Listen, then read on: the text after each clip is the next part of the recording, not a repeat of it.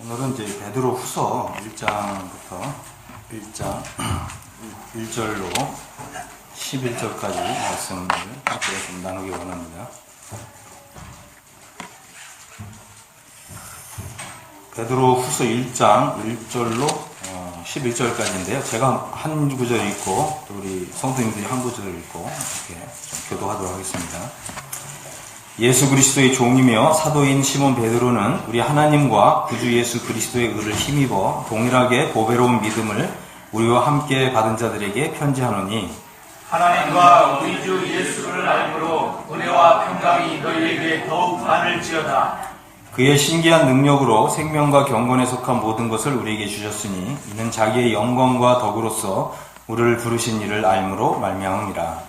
이로써 그 보배롭고 지극히 큰 약속을 우리에게 주사 이 약속으로 말미암아 너희로 정욕을 인하여 세상에 썩어질 것을 피하여 신의 성품에 참여하는 자가 되게 하려 하였으니, 그러므로 너희가 더욱 힘써 너희 믿음의 덕을, 덕의 지식을, 지식의 절제를, 절제의 인내를, 인내의 경건을, 경건의 형제 우애를, 형제 우애의 사랑을 더하라. 이런 것이 너희에게 있어 흡족한즉 너희로 우리 주 예수 그리스도를 알게 게으르지 않고 열매 없는 자가 되지 않게 하리라. 이런 것이 없는 자는 맹인이라 멀리 보지 못하고 그의 옛죄가 깨끗하게 된 것을 잊었느니라. 그러므로 너희가 더욱 힘써 너희 부르심과 역사심을 굳게 하라. 너희가 이것을 행한즉 언제든지 실족치 아니하리라. 이같이 하면 우리 주 곧 구주 예수 그리스도의 영원한 나라에 들어감을 넉넉히 너희에게 주시리라. 아멘.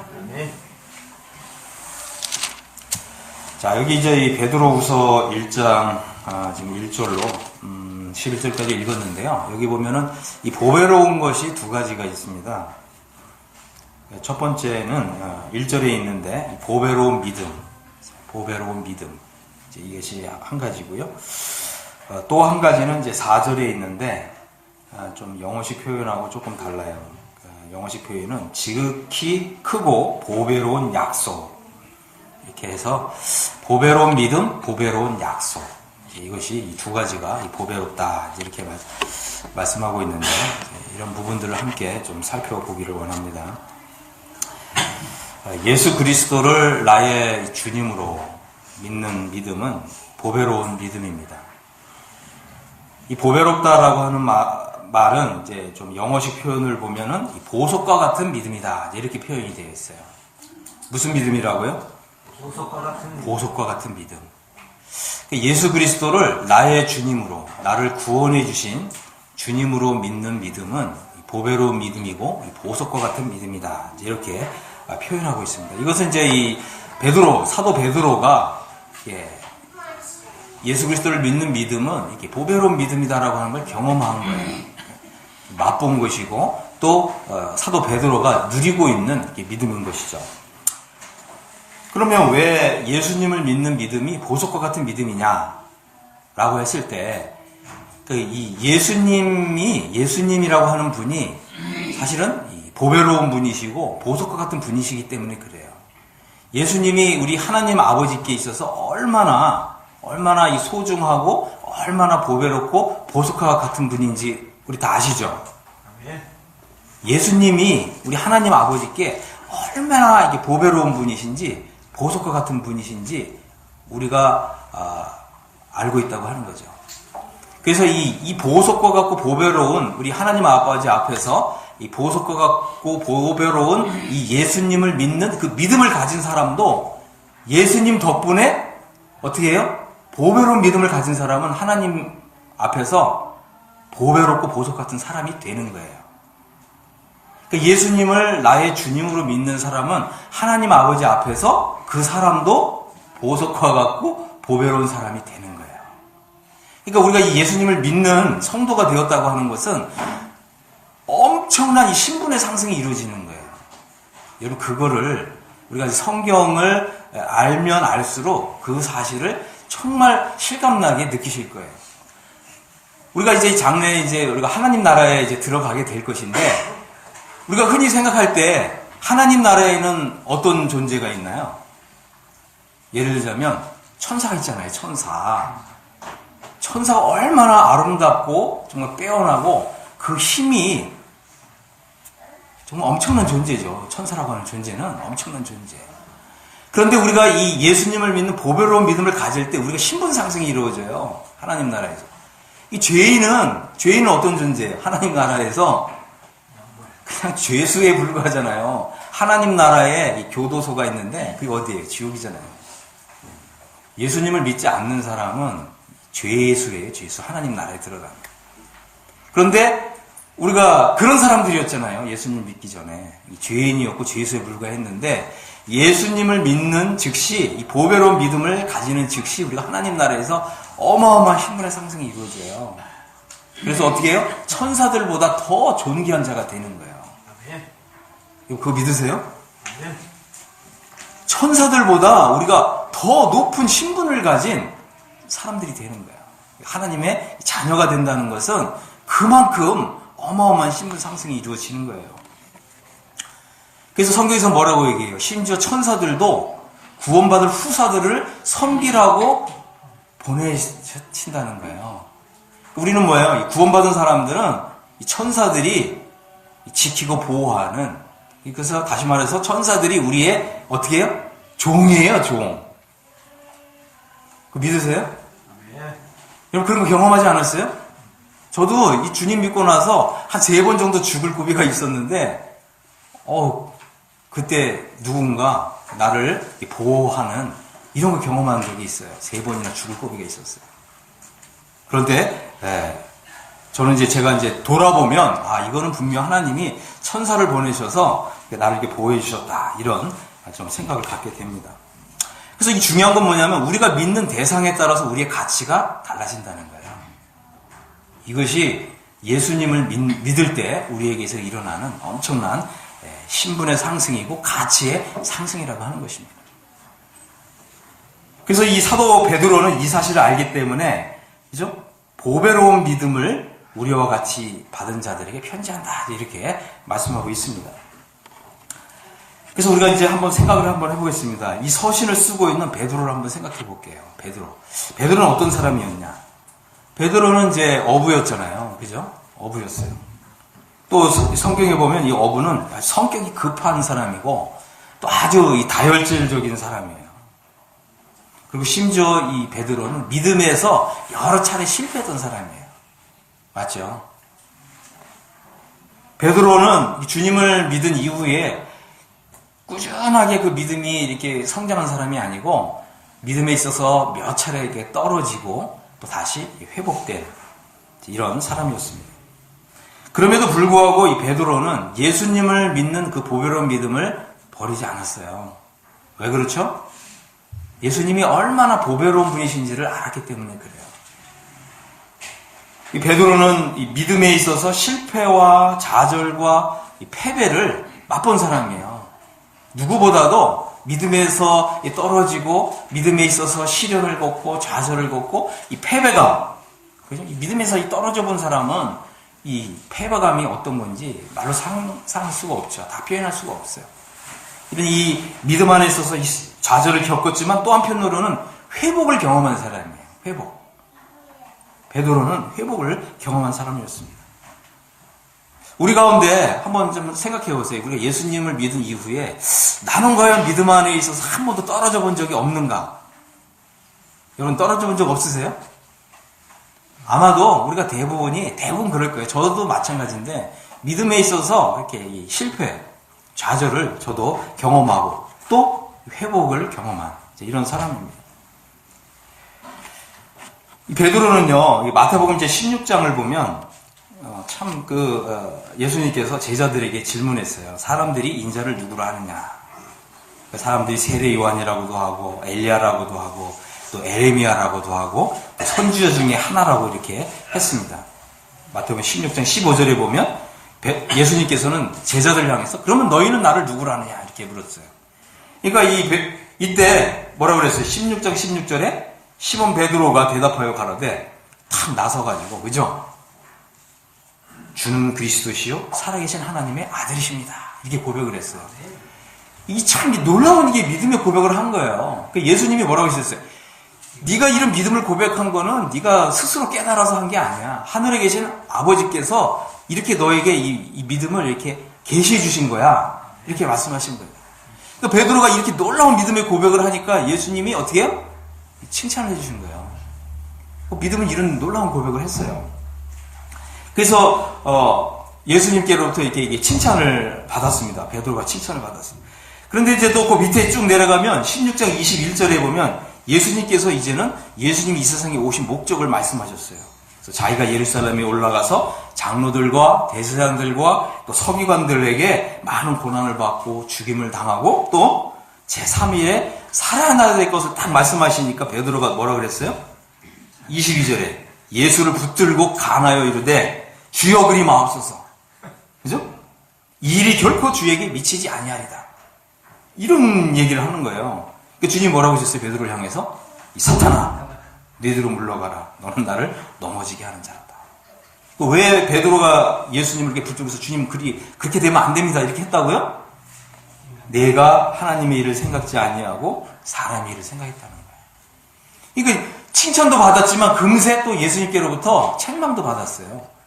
이게 이 베드로의 신앙이 이렇게 올라갔다 내려갔다 그죠? 어떤 분들은 뭐 신앙이 이렇게 꾸준하게 이렇게 올라가는 사람도 있는데 또 잘 올라가다가도 그죠? 하나님을 의지하지 않고 하나님 말씀을 읽지 않고 그러면 어떻게 믿음이 그냥 떨어지는 거예요. 어떻게 어느 정도까지 떨어져요? 사탄아 이렇게 사탄까지 떨어지는 거예요. 사탄과 같은 생각을 한다는 거죠. 베드로가 이런 사람이었다고 하는 거예요. 또 이제 마태복음 26장에 보면 이제 예수님이 이제 붙들려 가셨잖아요. 그러니까 베드로는 그 전에 또 무슨 얘기를 했냐면 나는 주님을 죽기까지 쫓겠습니다. 이렇게 아주 호언장담했던 사람이거든요. 그래가지고 예수님이 이제 이렇게 붙들려 가시니까 무슨 일이 벌어지는가 하고 쫓아간 거예요. 그러니까 그때 어떤 26장 69절에 보면 베드로가 바깥들에 앉았더니 한 비저가 나와 가로되 너도 우리 갈릴리 사람 예수와 함께 있었도다. 그러니까 뭐라 그래요? 베드로가 모든 사람 앞에서 부인하여 가로되 나는 내 말하는 것이 무엇인지 알지 못하겠노라. 이렇게 이제 하면서 3번이나 예수님을 부인해요. 그죠? 우리가 신앙생활에 있어서 자기를 의지하면, 그죠? 자기를 의지하면 어떻게 된다는 거예요? 믿음에서 떨어진다는 거예요. 우리는 결단코 우리 자신을 의지해서는 안 된다는 거죠. 이제 26장 75절에 보면, 여기 74절에 보면, 그죠? 어떤 이제 사람들이 베드로에게 와서 너도 진실로 그 당이라 내 말소리가 너를 표명한다 하거늘 74절에 뭐라고 그랬어요? 베드로가 저주하여 맹세하여 가로되 그래서 뭐라고 해요? 내가 그 사람을 알지 못한다. 난 예수님 모른다 이런 거예요. 예수님 모른다고 시침이 탁 잡았다는 거예요. 여러분 그래도 있어요 없어요? 없어요? 매일 그러고 살잖아요. 예수님을 모른다고 부인한다는 거예요. 그러니까 이제 베드로가 어떻게 해요? 예수의 말씀에 닭을기 전에 내가 3번 나를 부인하리라 하심이 생각나서 밖에 나가서 심히 통곡을 했습니다. 근데 이 중요한 게 뭐냐면 베드로가 하나님 앞에서 울었다는 거예요. 우리가 영적으로 회복하려면 어떻게 해야 돼요? 하나님 앞에서 울어야 돼요. 여러분이 생각만으로 내가 잘못했어. 나 이제 다시는 잘못을 안 할 거야. 앞으로 성경도 잘 읽을 거야. 여러분이 아무리 머리로 결심해도 그 결심이 몇 시간 못 가요. 맞죠? 옛날에는 이제 작심삼일이라 그래가지고 마음을 고쳐 먹으면 3일은 갔는데 요즘은 3시간도 안 간다는 거예요. 그러니까 여러분이 정말 하나님 앞에서 주님 제가 잘못했습니다라고 하는 이 영혼 속에서부터 정말 통곡하면서 하나님 앞에서 눈물을 흘리셔야 돼요. 눈물이 있어요, 여러분? 여러분 눈물을 흘리지 않는 거예요. 요즘 세대가 그래요. 눈물을 흘리지 않아요. 하나님 앞에서 눈물을 흘리지 않아요. 울질 않아요. 울질 않으니까 우리 이제 막내딸이 없으니까 좀 잠깐 얘기할게요. 아버지 앞에 와갖고 아버지 제가 이런 거에서 잘못했습니다. 저런 거 잘못했습니다 하는데 울질 않는 거예요. 눈물의 진정성이 없으니까 그래? 그럼 내가 한번 네 말 믿어볼까? 세상에 30분도 안 지나가지고 언제 그랬느냐 하듯이 싹 얼굴 바꾸는 거예요. 근데 우리가 그러고 있다는 거야, 하나님 앞에서. 그러니까 변화가 없어요. 삶의 변화가. 그리스도인으로서 이 진정성 있는 신앙을 가진 사람이 없는 거예요. 왜 없다고요? 눈물이 말랐기 때문에 그래요. 여러분 정말 변화된 삶을 원하세요? 왜 대답 안 하세요? 뭐 다 잘 살고 있다는 얘기예요? 거짓말하지 마시고요. 정직하게 하세요. 여러분 하나님 앞에서 정말 변화된 삶을 살기 원하세요? 어떻게 하라고요? 우세요. 눈물을 흘리고 우세요. 우셔야 됩니다. 정 눈물이 안 나면 여러분 그냥 허벅지 꼬집으세요. 그렇게라도 좀 눈물 좀 흘리세요. 어떤 분이 옛날에 이제 아주 부흥했던 교회가 있어요. 부흥했던 교회가 있는데 어떤 분이 그 교회를 방문한 거예요. 와, 이 교회가 어떻게 이렇게 정말 이렇게 부흥할 수 있었는가. 그래갖고 찾아왔어요. 제가 이 교회가 그렇게 부흥했다는 얘기를 듣고 왔습니다. 그 부흥의 비결이 무엇인지 알고 싶습니다. 그랬더니 그 교회를 안내하시는 분이 자 여기가 바로 정말 부흥의 정말 이게 진원지가 됐던 곳인데 바로 이 하나님 말씀이 선포됐던 곳입니다. 그러니까 그럼 저도 한번 그 강단에 한번 서보고 싶습니다. 그러더라고요. 한번 서보시오 그랬더니 딱 섰어요. 그래서 하나님 말씀을 한번 이렇게 딱 전에는 흉내를 냈는데 아니 그렇게 하지 마시고 지금 이렇게 이제 자세를 이렇게 탁 하고 얼굴을 좀 이렇게 45도로 돌리고 그 다음에 우세요 그런 거예요. 울었다는 거예요. 하나님 앞에서. 울어야 그죠? 변화가 일어나는 것이고 울어야 영적인 부흥이 온다는 거예요. 다른 방법으로 되는 것이 아니라고 하는 것입니다. 우리가 진정 우리 믿음에 신앙에 있어서 회복을 원하고 영적 부흥을 원한다면 우시라는 거예요. 하나님 앞에서 눈물을 흘리고 우셔야 돼요. 눈물 없는 회개, 진정성이 없다는 거예요. 하나님이 그것을 받아줄 수가 없다는 것입니다. 베드로는 보니까 여기 보세요. 밖에 나가서 심히 통곡했어요. 이게 베드로는 눈물로써 회복된 사람이었습니다. 우리도 우리 신앙에 있어서 영적으로 실패하고 좌절하고 또 나 자신에 대해서 정말 낙심하고 내가 정말 이 정도밖에 안 되는 사람인가.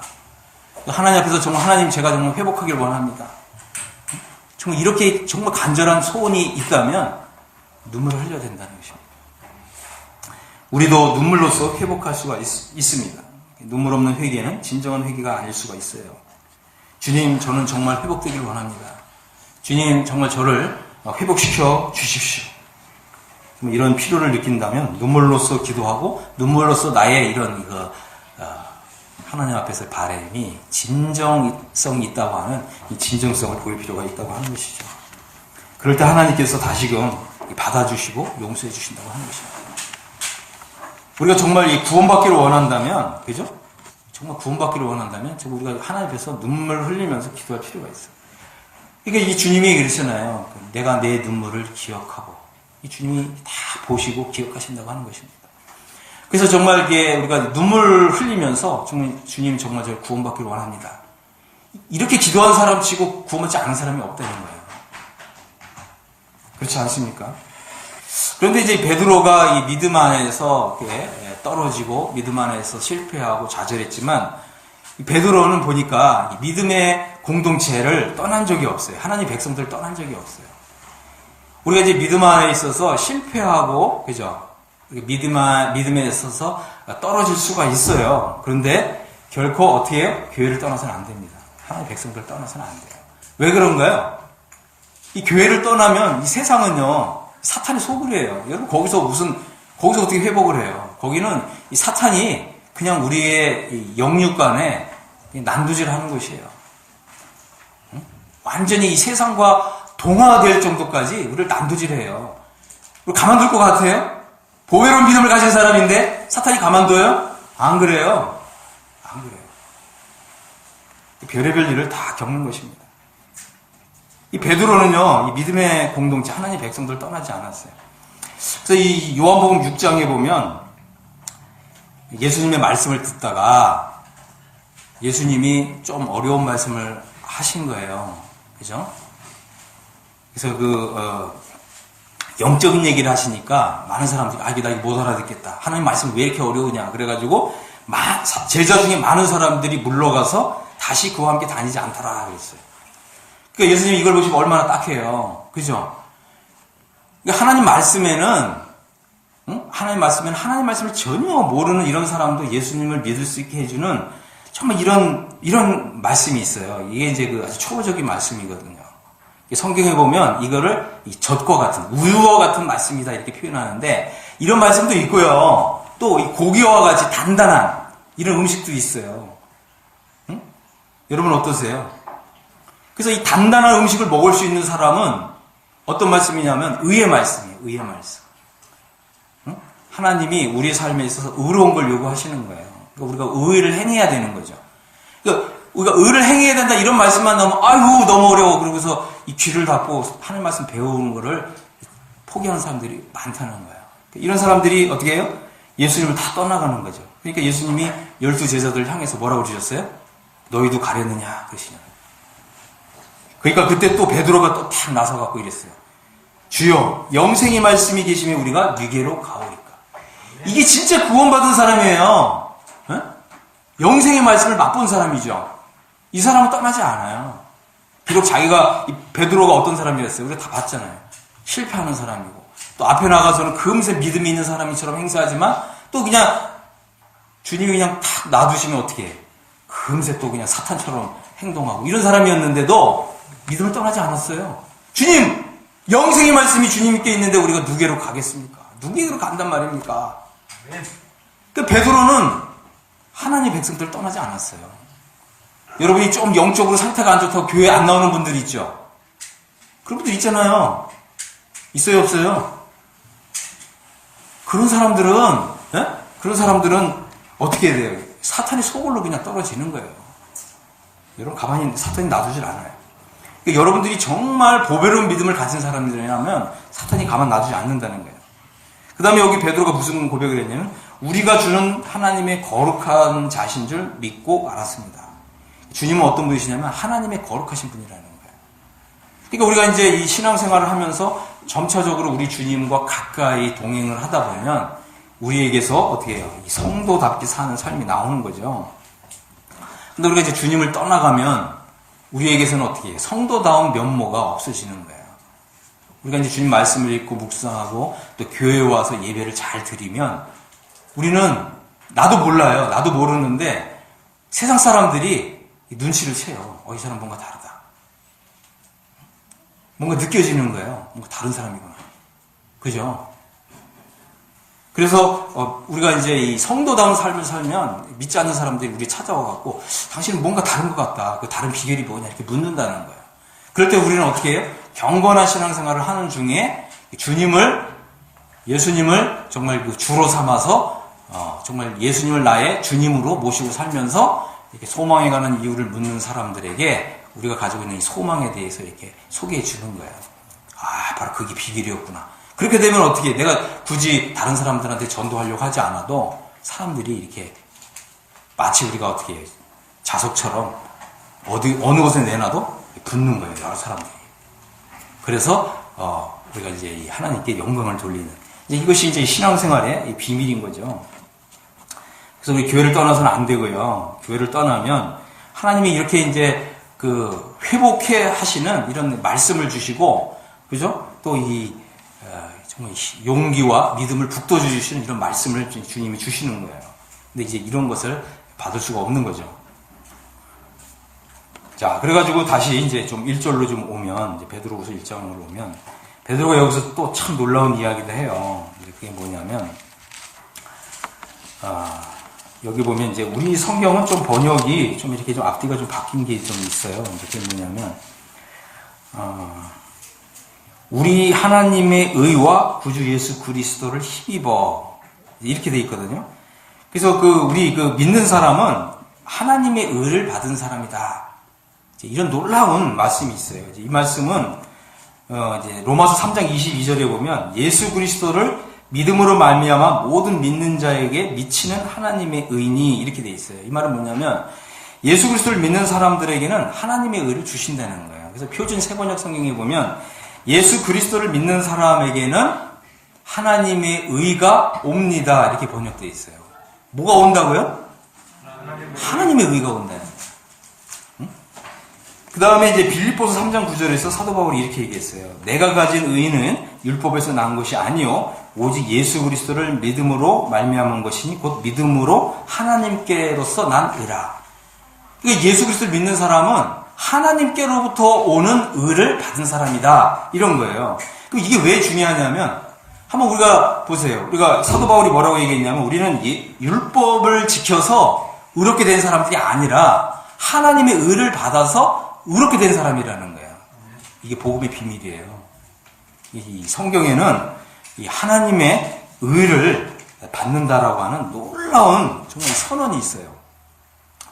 그래서 우리가 이제 원래는 우리가 의가 없는 사람이잖아요. 의롭지가 않아요. 의롭다는 말은 이거 굉장히 중요한 단어거든요.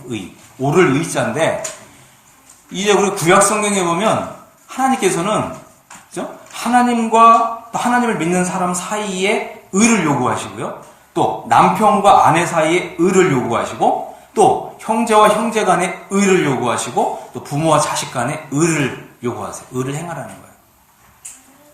그죠? 그래서 우리가 하나님의 의를 힘입어서 의를 행하는 사람, 이게 이제 성도인 거예요.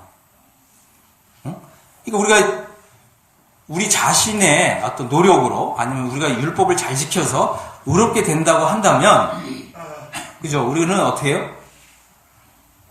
우리는 뭐 10가지 10계명이 있다면 그 중에서 한두 가지 행하고서 나는 한두 가지 순종했어 이제 이러잖아요. 10가지를 다 지키지도 못하면서 맞죠? 10계명 다 지키는 분 계세요? 첫 번째가 뭐예요? 너는 나 외에 다른 신을 섬기지 말라. 근데 솔직히 얘기해 보세요. 하나님이 좋아요? 돈이 좋아요? 네? 하나님이 좋아요? 돈이 좋아요? 하나님. 네. 하나님이 좋아요? 네. 우리 이제 지웅 청년은 하나님이 좋아요? 돈이 좋아요? 솔직히 해봐요. 이게 돈이 좋단 말이야. 네. 돈이 좋아요. 그러니까 어떻게 되는 거예요? 10계명 중에서 첫 번째부터 어긴 거잖아요. 그 죄인이에요, 죄인.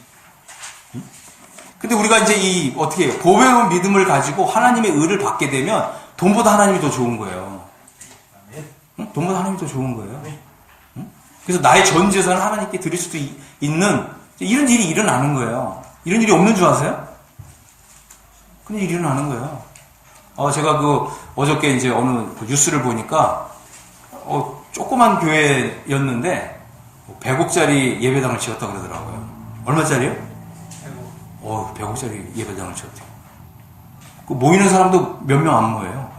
몇백 명 되는데 100억짜리 건물을 지었다 그러더라고요. 어떻게 그런 일이 일어나요? 그런 일이 일어나는 거예요. 그죠? 좀 하나님을 사랑하고 하면은 돈보다 하나님이 더 좋은 이렇게 이게 변화가 일어나는 거예요. 그래서 우리는 본래 의가 없는 사람들이었죠. 예수님 믿기 전에 다 죄인이었어요. 죄인이 아닌 사람이 누가 있겠어요, 그죠? 다시 말해서 우리는 불의한 사람들이었어요. 의를 행하지 못했다는 거예요. 그렇고 예를 들어서 우리 남편과 아내 사이에 의를 행해야 되거든요. 그 말은 뭐냐면 아내는 아내다워야 되고 남편은 남편다워야 돼요. 이게 의를 행하는 거예요, 부부간에. 근데 어떻게 남편은 남편답고 아내는 아내다우신가요? 어떠세요? 제가 어떤 얘기를 들었는데 깜짝 놀랐어요. 우리 형제님이 형제님이라고 그냥 어떤 남편이 열심히 일해갖고 한 달에 500만 원씩 벌어다 주는데 그 아내는 왜 이렇게 적게 벌어다 주냐고 불평하고 원망하고 그런다 그러더라고요. 어떠세요? 이게 말이 돼요? 500만 원씩 더 이상 다 버시나 봐요. 500만 원 작아요? 500만 원 작지 않죠. 근데 500만 원씩이나 남편이 열심히 일해서 벌어다 주는데 요거밖에 못 벌어다 주냐고 원망하고. 그거는 이게 의의가 없는 거예요. 의를 행하지 않는 거예요. 감사해야죠. 그 다음에 이제 이 부모와 자식 간에도 마찬가지죠. 부모는 부모답게 자식을 대해야 되고 자식은 또 자식답게 부모를 또 대해야 되는 거예요. 그러니까 우리가 이 의의가 없는 사람들이에요. 하지만 우리는 어떻게 예수 그리스도를 믿음을 통해서 이제 의의가 뭔지를 배운 거죠. 그래서 이 하나님의 공의를 물처럼 하수처럼 흘려보내는 사람들이에요. 이해하시죠? 이게 이제 구약 성경에 있는 말씀이에요. 우리가 의를 행하고 공의를 행하고 정의를 행하는 사람들이에요. 하나님과의 관계에 있어서 또 가정에서 남편과 아내 사이에 또 부모와 자식 간에 또 형제들과 형제 사이에 이 하나님의 정의를 흘려보내는 사람들인 거예요. 막는 사람들이 아니고 하나님의 의를 이렇게 훼손하는 사람들이 아니에요. 성도는 그죠? 하나님의 의에 기초해서 하나님의 의를 내 신앙의 이 토대로 삼아서 의를 행하는 사람인 거예요. 그래서 우리가 이제 교회에서도 성도와 성도 간에 이제 이런 이 의라고 하는 이 관계 위에서 우리 신앙생활을 할 필요가 있어요. 이해하셨죠? 네. 예. 그래서 자식이라 그래가지고 막 함부로 막 대하고 그러는 게 아니에요. 그리고 또 성도와 성도 간에도 또 이런 의를, 또 예의를 지켜야 되는 거예요. 나보다 나이가 어리다고 해서 그렇게 함부로 하고 그러는 게 아니에요. 또 우리 자매라고 해서 또 자매님과 자매님들 사이에 그렇게 하는 게 아니에요. 성도의 예로서 행하는 게 이런 것이 바로 의라고 하는 것입니다. 결론은 뭐냐면 그 결론은 우리가 하나님의 의를 받은 사람이라는 거예요. 한번 생각해 보세요. 나는 어떤 사람이냐? 나는 어떤 사람이라고요? 하나님의 의를 받은 사람이에요. 이 하나님 선물이, 복음이 주는 선물이. 우리가 복음을 이렇게 묵상하면 복음은 나라고 하는 사람을 굉장히 영화롭게 만들어요. 우리는 그냥 구원받은 죄인이 아니에요. 여러분, 그런 말은 사탄이 주는 생각에 그런 걸 거절해야 돼요. 다시 말씀드릴게요. 여러분, 죄인이에요? 아니면 의인이에요? 이렇게 얘기하면 대부분이 어떻게 우리가 의인이라고 그래? 다시 말씀드릴게요. 그러면 죄인이에요? 성도예요? 네, 이렇게 한번 물어볼게요. 죄인이에요? 성도예요? 성도잖아요. 왜 자꾸 죄인이라고 그래요? 네? 우리는 보배로운 믿음을 가진 사람들이고 하나님의 의를 받은 사람이에요. 성도라는 거예요. 성도라니까요. 성도예요. 성도가 뭔데요? 제가 다 말씀드렸어요, 여기까지. 하나님께 따로 구별된 사람들이에요. 거룩하게 구별됐어요. 하나님이 나를 이제는 더 이상 죄인으로 보시는 게 아니라 성도로 보세요. 그럼 성도란 말에 같은 말이 뭔데요? 의인이잖아요. 의인이에요, 의인. 죄인이 아니에요. 그 다음에 또 뭐예요? 하나님의 자녀잖아요. 하나님의 자녀. 하나님의 자녀가 죄인이에요? 여러분, 그거 신앙 아니에요. 그건 사탄의 다른 복음이에요. 그런 말을 속으면 안 돼요. 그러니까 많은 사람들이 난 구원은 받았지만 여전히 죄인이야. 그러니까 나는 그냥 죄인으로서 죄를 지고 살아갈 수밖에 없어. 이러고서 어떻게 돼요? 다시 그 옛날 그 죄악된 삶을 버젓이 살잖아요. 그러면서 막 성도라고 그러고. 그거는 착각이에요. 그 신앙이 아니에요. 그것은 사탄의 속임수예요. 거기에 빠지면 우리가 어떻게 돼? 거기에 맞춰서 사는 거예요. 그거는 성경에서 가르침이 아닙니다. 그래서 우리는 하나님의 의를 가진 사람이고 하나님의 자녀고 성도예요. 성도. 그래서 뭐라고 그랬어요? 성경에서는 오직 의인은 믿음으로 말미암아 살리라. 그죠?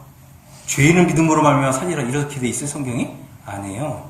의인은 믿음으로 말미암아 살리라. 그렇죠? 근데 이제 중요한 건 뭐냐면 내가 뭘 잘해서 의인 된 게 아니라는 거죠. 그러니까 우리 겸손해야 하는 거죠. 제가 율법의 행위를 통해서 의인 된 것이 아니라 저는 하나님의 의를 그때 던지는 사람입니다. 저는 하나님의 의를 가지고 있는 사람입니다. 우리가 이런 우리의 신분을 생각할 때 어떻게 해야 한다고요? 의인답게 사는 거죠. 굉장히 중요하죠.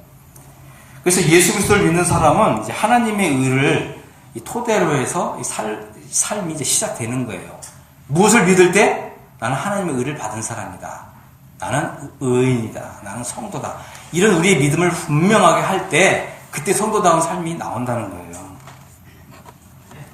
자, 1장 2절 이제 한번 보겠습니다. 하나님과 우리 주 예수를 알므로 은혜와 평강이 너에게 더욱 많을지어다. 우리는 이제 이 구원받을 때 우리가 하나님 어떤 분인지 알았잖아요. 특히 어떻게 우리가 하나님을 아는데 하나님은 그냥 이 뭐 세상을 이렇게 지으신 분이 아니고 그냥 이런 정도로 아는 게 아니고 뭐 하나님이 뭐 전능하신 분이고 또 하나님이 뭐 어디에나 계시는 분이고 우리가 하나님 이렇게 아는 분이 아니에요. 우리는 어느 정도로 하나님을 아냐? 하나님은 나의 아버지시다. 이렇게 아는 거죠. 이해하셨어요? 네. 예를 들어서 뭐 이웃집 아저씨가 있는데 그 아저씨가 뭐 인물도 잘났고 또 인심도 좋고 자기 자식들한테 잘해주는데 나는 옆집 사는 이웃이에요. 그러면 그 사람이 내 아버지면 좋겠다 이런 마음을 가질 수 있지만 그분이 내 아버지예요? 아니에요? 아니죠. 아니잖아요. 어째 하나님을 그런 식으로 이게 아는 분들이 많다는 거예요. 아니에요. 하나님은 내 아버지시다. 그렇게 아는 거죠. 그러니까 이제 이 성도는 하나님을 알 뿐만 아니라 하나님도 나를 아세요. 이게 중요한 거예요. 하나님도 나를 아십니다. 그래서 성경에서 보면 우리는 하나님의 아시는 바가 되었다 이렇게 표현되어 있죠. 우리가 뭐 문재인 대통령 다 알잖아요. 알아요? 몰라요? 문재인 대통령 우리 대통령이잖아요. 우리나라 대통령. 근데 문재인 대통령 나 알아요? 나 모르잖아요. 그럼 청와대를 한번 가봐요. 나 저 문재인 대통령 압니다. 나 들여보내세요. 들여보내주나요? 안 들여보내주죠. 근데 내가 대통령 아들이에요. 청와대 딱 가면 당신 누구예요? 내 아들이요. 아이고 어서 들어 이러죠. 그렇잖아요. 근데 우리가 하나님을 아는 거예요. 하나님 알아요. 어느 정도로 아느냐? 하나님은 나의 아버지시다. 그럼 하나님은 어떻게 하시요? 너는 내 자녀다. 이렇게 하는 거죠. 우리가 이제 이렇게 아는 게 있어야, 이런 게 아는 게 있어야 어떻게 돼요? 하나님을 생각할 때 하나님이 굉장히 좋죠. 하나님을 생각하면 하나님 내 아버지시야. 그러면 어떻게 해요? 하늘에 계신 내 아버지. 내 아버지가 어디 계신다고요? 하늘에 계시잖아요. 그럼 하늘에 들어가는 게 쉬워요? 어려워요? 어려워요? 그냥 가는 거예요. 내가 자식이니까. 그죠? 많은 사람들이 예수님을 40년, 50년을 믿어도 내가 과연 천국에 들어갈 수 있을까? 고민하는 사람들이 너무 많잖아요. 그런 분들 한번 물어보세요. 교회 다니는 분한테. 오늘 죽어도 하늘나라 갈 수 있습니까? 한번 물어보세요. 대부분 사람들이 뭐라 그러는 줄 아세요? 글쎄요. 부족해서. 그게 겸손인 줄 알아요. 그거 믿음 없는 거예요. 겸손이 아니에요. 근데 우리는 어떻게 해요? 하나님이 내 아버지십니다. 자식으로 그냥 들어가는 거예요. 그런데 이제 우리가 하나님을 안다고 했을 때, 그죠? 우리가 아주 기초적이고 초보적인 신앙에서 하나님을 아는 게 있고요.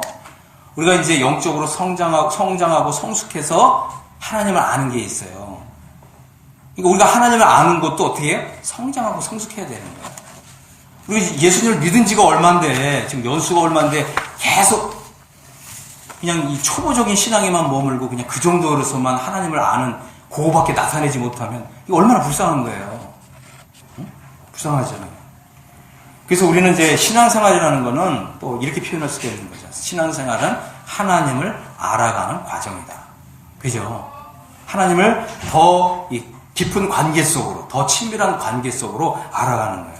그러니까 예수님이 하나님께 기도할 때 우리 어떻게 기도해요? 하나님 정말 이런 거 주시옵소서 막 이렇게 기도하잖아요. 어떤 사람은 막 풀뿌리를 잡고 막 해주시옵소서 막 이렇게 나무 뿌리를 막 뽑을.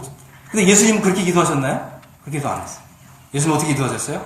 아버지여, 나의 기도를 들으신 것을 감사하나요. 이렇게 기도하잖아요. 해주시옵소서도 아니에요. 주셔서 감사합니다. 이렇게 기도하니까 바로 응답이 온다고요. 그것은 뭐냐면 하나님과의 관계 속에서 그런 일이 이루어지는 것입니다. 그래서 우리가 하나님을 더 알면 알수록 하나님과의 관계가 좋으면 좋을수록 또 하나님과의 관계가 친밀하면 할수록 어떻게 돼요? 은혜와 평강을 더 많이 누리게 된다는 거예요.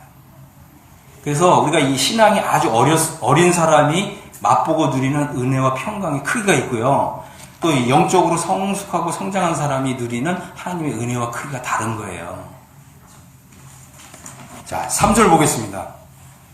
그의 신기한 능력으로 생명과 경건에 속한 모든 것을 우리에게 주셨으니 이는 자기의 영광과 덕으로서 우리를 부르신 자를 알므로 말미암으니라. 하나님은요, 거듭남을 통해서 우리에게 생명을 주셨어요. 그래서 거듭난다는 말은 다시 태어난다는 말이죠. 다시 태어나는 거예요.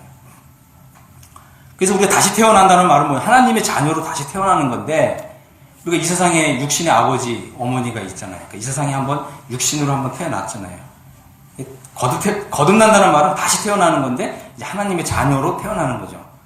근데 이게 새로 태어난 아기를 보면, 이 새로 태어난 아기의 과거가 있어요, 없어요? 과거 없죠. 어린아기 과거가 어디 있어요? 그러니까 우리가 다시, 하나님의 자녀 다시 태어나면 우리의 과거가 있어요, 없어요? 없어요. 우리가 아무리 도덕적이고 윤리적이고 심지어 험악한 죄를 지은 사람도 하나님의 자녀로 태어나면 과거가 없어져요. 도말되었다 이러는 거예요. 하나님이 싹 깨끗이 말소시켜 주시는 거예요. 근데 이제 중요한 건 뭐냐면 이제 거듭난 이후부터의 행위는 다 기록돼요. 예수님을 믿은 이후부터는 행동은 우리가 잘해야 되는 거예요. 아셨어요? 다 기록된다니까요. 그리고 하나님이 그거를 나중에 하늘에 올라가면 딱 펼치셔갖고 다 이걸 가지고 이걸 따라서 이제 상을 주시는 거예요. 응? 다 상을 주세요. 중요한 건 뭐냐면 우리가 하나님의 자녀로 태어났다는 말은 뭐냐면 하나님의 생명을 우리가 받은 사람이 되는 거예요. 이해하셨어요? 다시 태어난다는 말은 뭐냐면 우리가 하나님의 자녀라고 그러잖아요. 자녀란 말이 뭐게요? 아버지의 생명과 자녀의 생명은 같다 다르다? 하나님의 생명과 같은 게 되는 거예요. 그럼 하나님이 영생하시나요? 아니면은 불멸하시나요? 아니면 멸하지나요? 하나님의 생명은 불멸이잖아요. 이게 하나님의 자녀가 되는 사람도 그래서 불멸하는 거예요. 영생을 가지고 있는 거예요. 영생을. 이해하셨죠? 이게 어마어마한 하나님의 복이에요. 복. 이런 복을 받고 살아야죠. 세상에 주는 복? 그런 거는 일시적인 거잖아요. 그래서 이 썩어질 것과 썩어지지 않을 것 하나님께 다 구분하셨잖아요. 이 세상에 속한 것은 다 썩어질 것. 맞죠? 뭐 어떤 분들은 그러잖아요. 이제 예를 들어서 로또에 당첨되면 요즘 얼마 정도 받나요? 한 50억 받는다고. 50억도 못 받아요. 요즘은 로또에 당첨돼도.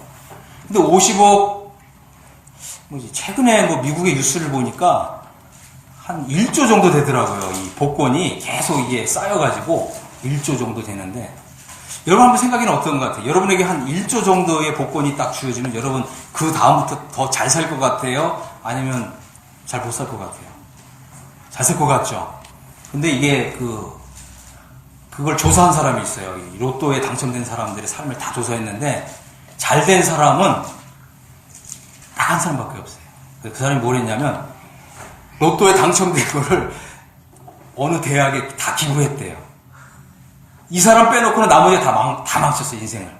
심지어는 그 마약 중독자서부터 시작해가지고 인생 다 망쳤더라고요. 여러분 생각에는 한 1조 정도 받으면 더 잘 살 것 같잖아요. 그렇잖아요.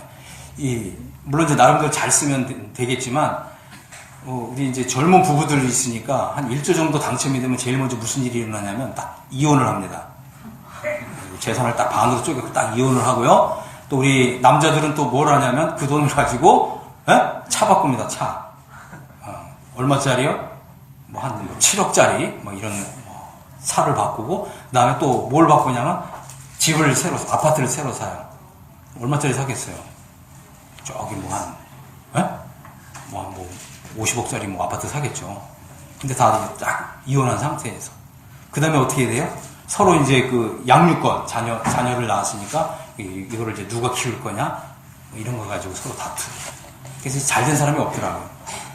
여러분, 그래서 어쨌든 이 세상에 있는 그런 것들은 다 썩어질 거라는 거예요. 하지만 하늘에 속한 것은 썩어질 것이다? 아니다? 아니다.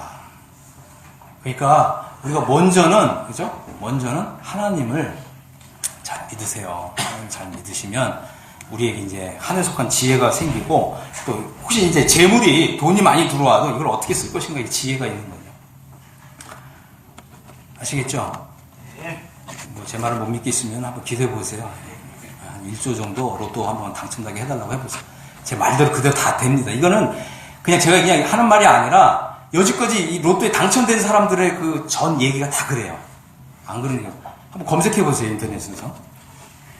자, 그래가지고 우리는 이제 자식이 부모를 닮듯이 우리는 하나님을 점점 닮아가는 거예요. 이 신앙생활의 비결은 뭐냐면 하나님을 배우고 하나님을 알고 하나님을 점점 닮는 거죠. 그 이제 에베소서 5장 1절에 보면 사랑을 입은 자녀같이 너희는 하나님을 본받는 자가 되고 이랬어요. 와, 굉장히 놀랐잖아요. 하나님 본받는 자가 된대요. 에? 하나님 본받는 자가 된대요. 자, 그래서 이제 1장 4절에 보면 이제 이로써 보배롭고 지극히 큰 약속을 우리에게 주사 그랬어요. 이 약속으로 말미암아 너희로 정욕을 인하여 세상에서 썩어질 것을 피하여 신의 성품에 참여한 자가 되게 하려 하셨다. 그래서 여기 보면 이제 이 지극히 큰 약속은 뭐냐면 하나님 나라에 넉넉히 들어가는 거예요. 이제 11절에 보면 이같이 하면 우리 주 곧 구주 예수 그리스도의 영원한 나라에 들어감을 넉넉히 너에게 주시리라. 또 우리는 이제 어떻게 하나님 나라에 들어갈 수 있는 자격을 얻었어요. 어떻게 해요? 하나님의 자녀가 됨으로. 그죠? 자격은 얻었는데 근데 우리가 이제 하나님 나라에 들어가는데 들어가서의 삶은 그건 결정된 게 아니에요. 다시 말씀드릴게요. 우리가 이제 예수님을 믿음으로 보배로운 믿음을 가진 사람은 하나님 나라에 들어가는 건 확정이 됐어요. 우리가 뭐 하나님을 뭐 이렇게 잘 믿는 일에 있어서 실패하고 또 베드로처럼 뭐 예수님을 부인하고 이렇게 한다 할지라도 우리가 하나님 나라에 들어가는 그죠? 그 권리, 자격은 잃어버리질 않아요. 그래서 베드로가 뭐라 했어요? 우리의 시민권은 하늘에 있다고 그랬잖아요. 시민권을 가지고 있는 거죠. 그런데 하나님 나라에 들어가서 어떻게 살 것이냐 이건 아직 결정된 게 아니에요. 이거 이제 말씀을 좀 더 설명을 좀 드리겠습니다. 그래서 하나님 우리에게 지극히 크고 보배로운 약속을 주셨는데 이 지극히 크고 보배로운 약속이 뭐냐면 하나님 나라에 넉넉히 들어가는 거예요. 넉넉히. 이 말은 뭐냐면 예수님처럼 영광 가운데서 들어가는 거예요. 영광 가운데서. 응? 영광. 여러분들이 이제 앞으로는 성경을 읽으면서 영광이라는 단어를 잘 보셔야 돼요. 영광. 그래서 성경에 뭐래요? 해의 영광이 있고 달의 영광이 있고 별과 별들의 영광이 있는데 별과 별들의 영광이 다 다르다고 그랬잖아요. 여러분이 해를 여러분 눈 뜨고 볼 수 있어요? 없어요? 없죠? 하나님 나라에 들어가면 우리 가운데서 어떤 사람은 해의 영광을 받아요.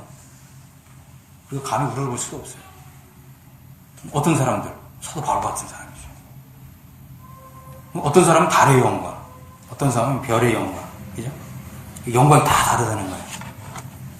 그래서 이런 약속 때문에, 우리 이런 약속을 알기 때문에 어떻게 우리는 이 세상 정욕을 따라 살지 않는 거예요. 왜? 우리가 이제는 넉넉히 하나님 나라에 영광 가운데 들어가야 될 약속을 가지고 있기 때문에 이걸 생각하면 우리가 허투루 인생을 살 수가 없는 거죠. 우리가 그냥 육신대로, 정욕대로, 내 성격대로, 내 기질대로 이렇게 막 사는 게 아니에요. 그렇게 되면 어떻게 해야 돼요? 믿음에서 떨어지고 회복되고 떨어지고 이거 반복되겠죠. 이렇게 되면 이거는 어떻게 하나님 앞에서 다 이게 잿더미로 변한다는 거예요. 우리 신앙생활 한 게 하나님 앞에서 가치 있는 게 건질 게 별로 없어요. 왜 그래요? 하나님이 우리가 그 주님 믿고 난 이후에 행한 행동을 전부 불로서 시험하신다 했잖아요. 불로 다 태워보내는 거예요. 근데 금이나 은이나 보석은 탄다 안 탄다? 안 타잖아요. 불순물이 제거되는 거예요. 근데 나무나 짚이나 풀 가치 없는 걸로 신앙생활 한 사람은 탄다 안 탄다? 다 타버린다. 그러니까 뭐라고 그랬어요?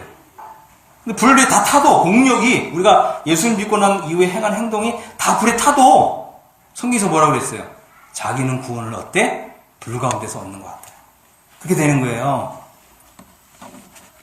자, 그래서 우리가 이제 이걸 알기 때문에 이제 1장 5절을 보겠습니다. 여기 1장 5절을 보면 그러므로 너희가 더욱 힘써 너희 믿음의 덕을 지식을 지식의 절제를 절제의 인내를 인내의 경건을 경건의 형제의 우애를 형제의 우애의 사랑을 더하라. 우리가 이제 구원받았다고 해가지고 이 끝이 아니에요. 우리는 이제 구원받단 말은 뭐냐면 이제 토대를 놓은 거예요. 그 다음부터 어떻게 해요? 쌓아 올려야 된다는 거예요. 응? 여기 뭐라고 그랬죠? 더하라 그랬죠? 더하는데 어떻게 하라고요? 더욱 힘써서 해라는 거예요. 오히려 우리는 뭐예요? 구원받는 거는 예수님이 다 해주신 것을 믿는 거기 때문에 우리가 할 일이 별로 없어요. 근데 영광에 들어가는 거는 어떻게 하라고요? 더욱 힘쓰라는 거예요. 영광을 얻는 거는 이게 확정된 게 아니에요. 자, 그래가지고 우리는 이제 신앙생활은 뭐냐? 신앙생활은 이 구원받은 믿음에만 그냥 머무는 게 아니에요. 신앙생활은 뭐냐면 그 위에 더하는 삶이에요. 더하기를 하라는 거예요. 아시겠어요? 뭘 더하라고요? 이제 우리의 이 보배로운 믿음 위에 덕을 쌓는 거예요. 덕. 하나님이 칭찬할 만한 일, 착한 일, 선행 이것을 하라는 거예요. 하나님도 칭찬하시고 사람도 칭찬할 만한 이런 일을 하라는 거죠. 그다음에 덕의 지식을. 그래서 하나님을 알고 말씀을 알아야 되죠. 성경 공부를 하셔야 되는 거예요. 여러분 성경 공부 안 하시면 어떻게 되는 줄 아세요? 여러분 스스로 한번 잘 생각해 보세요. 아, 내가 여지까지 뭐예요? 지식을 쌓으라 더하라고 그랬잖아요. 지식을 안 더하니까 여러분 어떻게 사셨어요? 여러분 스스로 한번 잘 생각해 보세요. 그다음에 지식의 절제의 인내를, 참는 법을 배워야 되죠. 그 성경에서는 잘 참는 사람이 나오잖아요. 누구라 그랬죠? 욥은 어떻게 하나님 앞에서 잘 참았기 때문에 주님이 주신 결말을 봤다 그랬죠. 어떻게 했다고요? 고난을 받았지만 고난 가운데서 인내하니까 하나님이 더 큰 복을 주셨답니다. 인내의 경건이라는 말은 하나님을 닮은 걸 말하는 거예요. 경건의 형제를 사랑하라. 형제 우애의 사랑하라. 이 사랑이라는 말은 자기를 희생하면서 다른 사람을 사랑하는 거. 이제 이걸 말해요. 그래서 자애라는 말이 있어요. 자애. 이게 원래는 자애라고 하는 표현이에요. 자애. 자기를 희생하면서 남을 사랑하는 거. 이런 사랑을 더해라. 그래서 참된 신앙생활은 뭐냐면 예수님을 믿는 보배로운 믿음 위에 더해가는 삶이다. 그죠? 근데 여기서 우리가 신앙생활에 있어서 중요한 걸 배우는데 뭐냐면 더하지 못하면 빼기가 된다는 거예요. 그죠? 더하지 못하면 빼기가 된다. 마태복음 13장 12절에 보면 이런 말씀이 있어요. 무릇 있는 자는 넉넉하게 되되 무릇 없는 자는 그 있는 것도 빼앗기리라. 그런 말씀이 있어요. 그래서 우리가 이 더해가는 이런 삶을 살아야 됩니다. 어떤 사람은 그냥 믿기만 하면 된다. 우리 행위가 아무 필요 없다. 이렇게 얘기하는데 이런 거는 다 뭐라 그래요. 이거를 이제 안이한 신앙, 쉬운 신앙이라고 부르는데 이런 것들은 다 속이는 거예요. 사탄의 복음이에요. 하나님 말씀의 교훈이 결코 아닙니다. 성경은 뭐라고 했다고 그랬죠? 더욱 힘써라. 어떻게 더욱 힘쓰시겠어요? 더욱 힘쓰시겠냐고요? 여러분이 하나님 앞에서 분명하게 이렇게 마음에 딱 결단을 하세요. 이거 결단을 안 하면 또 사탄이 막 끄는 대로 이끌어가요. 응? 그래서 1장 8절에 보면 이런 것이 너희에게 있어 흡족한 즉 너희로 우리 주 예수 그리스도를 알기에 게으르지 않고 열매 없는 자가 되지 않게 하려니와 이런 것이 없는 자는 소경이라 원시지 못하고 그의 옛죄를 깨끗게 하심을 잊었느니라. 그래서 이런 것이 없는 사람은 하나님 보실 때 어떻게? 게으른 사람이라는 거예요. 게으른 사람. 그죠? 두 번째, 어떻게? 이런 사람은 열매가 없는 사람입니다. 열매가 없어요. 세 번째, 이런 사람은 영적인 소경이다. 네 번째, 이런 사람들은 멀리 내다보지 못한다. 다섯 번째, 자신의 죄가 깨끗하게 된 걸 잊어버리고 산다. 우리가 이제 깨끗해진 사람인데, 깨끗해진 사람으로 사는 게 아니라 나는 여전히 그냥 죄인일 뿐이야. 난 머리끝부터 발끝까지 다 죄로 덮여져 있어. 그러니 내가 무슨 의를 행할 수가 있겠어. 자꾸 이렇게 핑계대며 산다는 거예요. 이 자기 죄가 깨끗된 사실을 잊어버리고 산다. 10절에 보면 그러므로 형제들아 더욱 힘써 너희의 부르심과 택하심을 굳게 하라. 너희가 이것을 행한즉 언제든지 실족하지 않게 되리라. 그렇습니다. 11절에 같이 한번 읽어보겠습니다. 시작. 이같이 하면 우리 주 곧 구주 예수 그리스도의 영원한 나라에 들어감을 넉넉히 너희에게 주시리라. 아멘. 우리 모두가 다 정말 우리 주 구주 예수 그리스도의 영원한 나라에 정말 영광 가운데서 들어갈 수 있게 되길 바랍니다. 아멘. 기도하고 마치겠습니다. 아버지 하나님 감사합니다. 하나님의 의를 주시고 또 예수님을 믿는 보배로운 믿음을 주셔서 이제 그 믿음 위에 더하는 이런 신앙생활을 알게 해주심을 감사합니다. 우리 모두가 다 더하는 삶을 살게 해주시고 또 더욱 힘써서 더하는 삶을 경주하게 해주시고 그래서 우리 구주 예수 그리스도 영원한 나라에 다 영광 가운데서 들어가는 우리 모두가 되게 해주시옵소서.